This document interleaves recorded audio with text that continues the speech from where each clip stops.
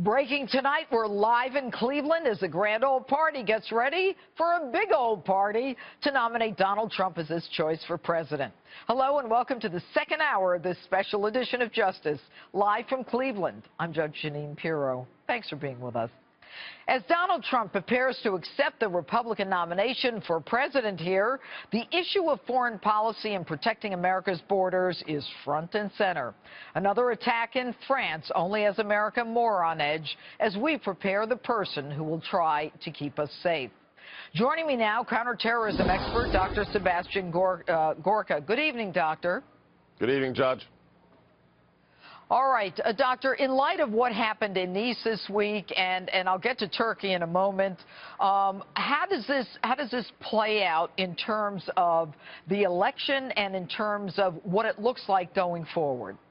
Well, I think it simply reinforced what we've seen in the last 18 months.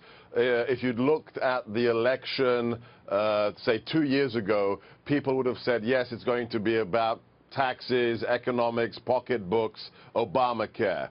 That's all gone. That's ancient history. November, I think, is going to be unequivocally about national security. The average American sees what's happened. It's even difficult to remember the list. We've had 2 Paris attacks, Brussels, San Bernardino, Ankara, Nice, Orlando, multiple attacks in Israel. This has become the national security election, and I think that's why Trump is where he is, why he's being so successful.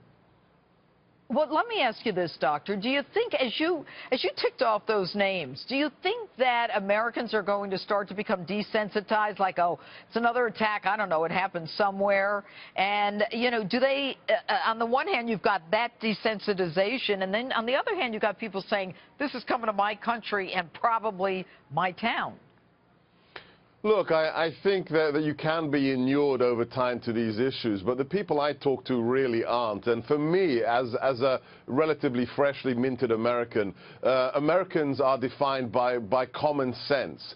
And when you look at the fact that we've now arrested or killed 107 people linked to ISIS on U.S. territory, I think people are starting to realize this isn't something you just get used to. This is a war that has arrived on America's shores. It's not just about September the 11th, 15 years ago, or it's not about something happening in Mesopotamia, in Baghdad, in Fallujah. It's happening right here in nightclubs in Orlando, at Christmas parties in San Bernardino. So my impression is, no, people are worried, and they have every right to be, Judge. And what about what Hillary Clinton said? I thought it was fascinating. She said in response to Nice, we need more intelligence. I mean, has that helped us? Yeah, who's going to give her intelligence? Could you imagine if she's the commander-in-chief? I never thought of it that way. Nobody's going to share anything with her, not even confidential stuff after the homebrew server. I mean, it's a joke. It's a bad joke, Judge. I didn't think of it in those terms, but you know she's running, and I just had a panel here that's coming back, and they're like, she's got foreign policy experience. Oh, bogus. What's your response to that? Oh, my gosh. What is her foreign policy experience? Pick one significant issue in the last 7 years when she was inside the cabinet, when she was responsible for foreign policy, whether it's the Russia reset, whether it's the Iran deal, whether it's pulling troops out of Iraq that helps create ISIS. She was a disaster. I don't get it how Democrats think because you hold office, that means you're qualified. You could be a disastrous cabinet member. Just because you were nominated and approved as a cabinet member doesn't mean you know anything. I mean, the history is littered with people who don't know anything about what they're doing, but they simply were politically appointed. So everything she touched burst into flames, Judge. Well, let's just final point. Let's just talk about Turkey for a moment. You know, most Americans, if they even noticed what was going on, are going to say, well, there was an attempted coup. The president was out of the country, Erdogan. He came back. Everything was cool. What is the significance of Turkey? Oh, very big. I mean, to be honest, you know, on the Eurasian landmass, there are very few countries that are really important. You know, we love the Brits. You know, we like to go on holiday to Italy or France. But when it comes to really geostrategically important countries, there's Germany, there's Russia, and there's Turkey. Turkey is a pivotal nation. Look at its role in the Cold War as a stalwart ally of the United States, the bases we had there, the southern flank against the Soviet Union.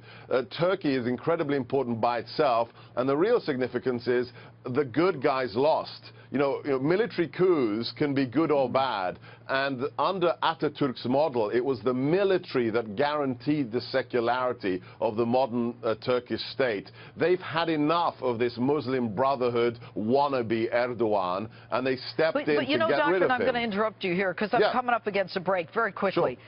This happened in Egypt, the same thing. The military rose up and said, we want to be secular. We're 80, 90% Muslims in Egypt, but we want to be secular. Get rid of the Muslim Brotherhood. Why didn't it work in Turkey?